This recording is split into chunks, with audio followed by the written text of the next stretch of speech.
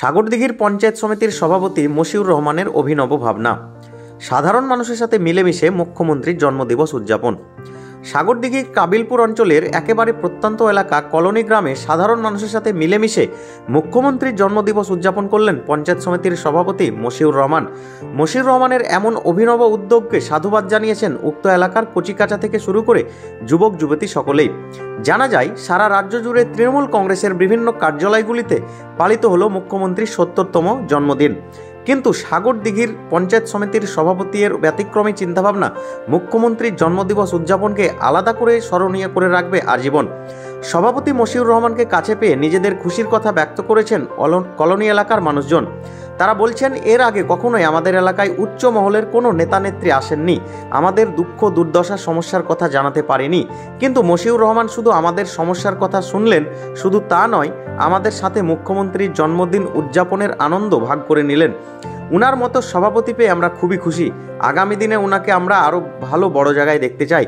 এদিকে সাগরদিঘির পঞ্চায়েত সমিতির সভাপতি মশিউর রহমান জানিয়েছেন, মুখ্যমন্ত্রী মমতা বন্দ্যোপাধ্যায়ের মতো মানবিক মানুষ ভারতবর্ষে নেই। সাধারণ মানুষের সাথে তিনি অবাধে মিলেমিশে কাজ করতে পারেন। আমি উনার দলেরই একজন প্রতিনিধি। মুখ্যমন্ত্রী হলো আমাদের অনুপ্রেরণা। সাধারণ মানুষের সাথে মিলেমিশে জন্মদিবস উদযাপন করলাম এবং আমাকে খুবই ভালো লাগলো।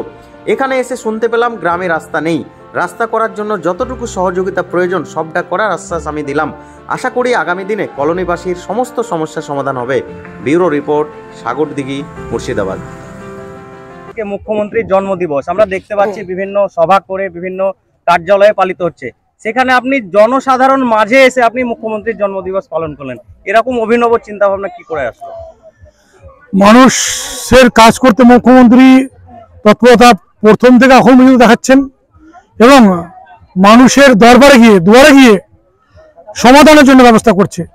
আজকে সেটা ভেবে মুখ্যমন্ত্রীর জন্মদিন আমরা জমিপুরে পালন করেছি, সাগরদিঘিতেও করেছি। তার সঙ্গে সঙ্গে আমরা একটা গ্রামে পাড়াতে বসে দাঁড়িয়ে থেকে সকল মা বোন দিদিদের সঙ্গে, চাচা বন্ধু ভাই একসঙ্গে মিলে আমরা করলাম। সব থেকে বেশি আনন্দ এই গ্রামের মধ্যেই পেলাম। আর গ্রামের যে সমস্যা, গ্রামের লোকেরাই বেশি বলতে পারবে। সমাধান করার জন্য সরকার যখন চাইছে, সরকারের প্রতিনিধিত্ব দায়িত্ব আমরা এখানে পালন করছি সাগরদিঘিতে। তাই আমার মনে হলো যে এখানে এদের সমস্যা শোনা দরকার এবং সমস্যা শুনে যা যা আমার প্রক্রিয়া, যা যা করণীয় আগামী দিনে করব, এই আশা দেখে আমি এখান থেকে বিদায় নিলাম। আচ্ছা, বিশেষত মুখ্যমন্ত্রী বলেছেন যে দুয়ারে গিয়ে জনগণের খোঁজ খবর নিতে এবং সমস্যার সমাধান করতে, তারই কি কর্মসূচি হিসাবে এই এখানে আসা? এটা ভাবা যেতে পারে যে মুখ্যমন্ত্রী দুয়ারে সরকার করছে, প্রত্যেকটা আধিকারিককে তার কাজের জন্য, সাধারণ মানুষের কাজের জন্য বলছে। আমি সভাপতি, আমি তো প্রশাসনের বাইরে নয় বা সরকারের বাইরে নয় এবং সাধারণ মানুষের আমি বাইরে নয়। সাধারণ মানুষের পক্ষে এবং সাধারণ মানুষের জন্য আমরা এই দায়িত্ব বিলম্ব করছি। আগামী দিনে সাধারণ মানুষের জন্যই ভাবছি, আজকে তার জন্যই আসা। অবশ্যই এটা খুব ভালো একটা দিক। সভাপতি সাহেব আমাদের মাঝে আজকে উপস্থিত হয়েছিলেন। আপনারা দেখলেন যে মূলত এই গ্রামের প্রায় ১০০% লোকই দারিদ্র্য সীমার নিচে বসবাস করে এবং সরকারি ল্যান্ডে বসবাস করে। সুতরাং আপনারা বুঝতে পারছেন যে আর্থিকভাবে এরা কতটা পিছিয়ে। আমরা দীর্ঘদিন ধরে দেখেছি এই এলাকার মানুষের মেন দাবি হচ্ছে রাস্তা। এই রাস্তা না হলে কোনো দিনের উন্নতি সম্ভব নয় কোনো জায়গারই। তাই আমরা দেখেছি দফায় দফায় এরা কখনো জেলায় ছুটে গেছে, কখনো বিডিও অফিসে ছুটে গেছে, কখনো পঞ্চায়েতে ছুটেছে, কিন্তু এদের কাজের সুরাহা হয়নি। আজকে আমাদের এই মাঠে, কাবিলপুর যুব সংঘের মাঠে সভাপতি সাহেব এসেছিলেন। তার সঙ্গে সঙ্গে এই কাবিলপুরের কলোনির মানুষকেও তিনি একটা প্রোগ্রামের কথা দিয়েছিলেন যে এখানে আমি দেখা করব। এই এলাকার মানুষ আপনারা এখানে শুনলেন যে তারা বলছে যে আমাদেরকে রেশন নিতে গিয়ে আজকে 1 কিলোমিটার 2 কিলোমিটার যেতে হয়।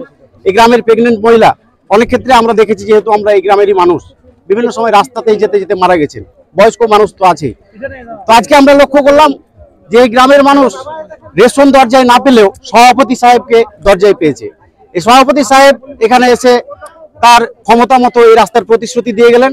এটা কলোনির মানুষের পাশাপাশি গোটা কাবিলপুরের মানুষও এই বার্তায় খুশি হবে বলে আমি মনে করি।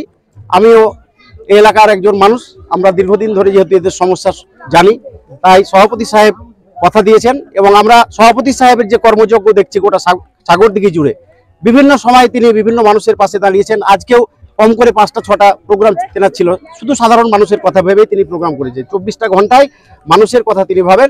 তাই আমরা এই সভাপতিকে ভরসা চোখ বন্ধ করে করতে পারি। আমাদের বিশ্বাস যে আগামী দিনে এই 25-এর মধ্যে কাবিলপুরের মানুষ সোনালী দিন দেখতে পাবে এবং রাস্তার কাজ তাদের দ্রুত শুরু হবে। আপনার নাম পরিচয়? শরীফ আহমেদ, এলাকার বাসিন্দা। আজ পর্যন্ত কোনো নেতা আসেনি আমাদের মানে দুঃখের কথা শুনবার জন্য। আজকে সভাপতি সাহেব এসেছেন, এটার জন্য আমরা খুবই খুশি। আপনার নাম পরিচয়? আমার নাম মাসুদ হাসান। এই যে আপনাদের মাঝে এসে উপস্থিত হয়েছেন সভাপতি মশিউর রহমান, কতটা ভালো লাগছে? খুব ভালো লেগেছে। এর আগে কি কোনো নেতা নেত্রী আপনাদের খোঁজ খবর নিতে এভাবে না, এসেছেন? আসেনি, কেউ আসেনি আমাদের তিনি কি কাছে। বললেন এসে? সমাধানের ব্যাপারে কি বলেন? আপনাদের যে রাস্তার এই সমস্যার কতটুকু আশ্বাস দিলেন? এই আশ্বাস দিলেন আমাদেরকে, হ্যাঁ হবে, এরকম সমাধান জানালেন। আমাদেরও শান্তি লাগলো, ভালো লাগলো শুনে বক্তব্য। আচ্ছা, আপনার নাম? আমার নাম পারভিনা খাতুন। আপনাদের দরবারে এসে উপস্থিত হয়েছিলেন সভাপতি মশিউর রহমান, কেমন লাগলো? ভালো লাগলো, আপনাদের যে সমস্যার সমাধানের তিনি কি আশ্বাস দিলেন? হ্যাঁ আমাদের সমাধান করার জন্য এসেছি। আপনাদের মাঝে মুখ্যমন্ত্রীর জন্মদিবস তিনি পালন করলেন, ভালো লাগলো, কতটা ভালো লাগলো? ভালো লাগলো। আপনার নাম? আমার নাম ফরিদা খাতুন। ভালো লাগছে। কি বলবো, এর আগে কোনদিন হয়েছে কি? এর আগে আমাদের কেউ কোনোদিন কোনো নেতা মন্ত্রী সভাপতি কেউ আসেননি। আমাদের আজকে সভাপতি সাহেব মশিউর রহমান এসছেন এখানে, খুব আনন্দ লাগছে আমাদের। মানে কলনের বুকে নেতা প্রবেশ করলো, পা দিলে এই মতো মানে এই সভাপতি। প্রথম পা দিল, 50 বছরের মধ্যে এই পা দিলেন। কেমন লাগছে? খুব ভালো লাগছে। আপনার নাম? আমার নাম ফিরোজ শেখ।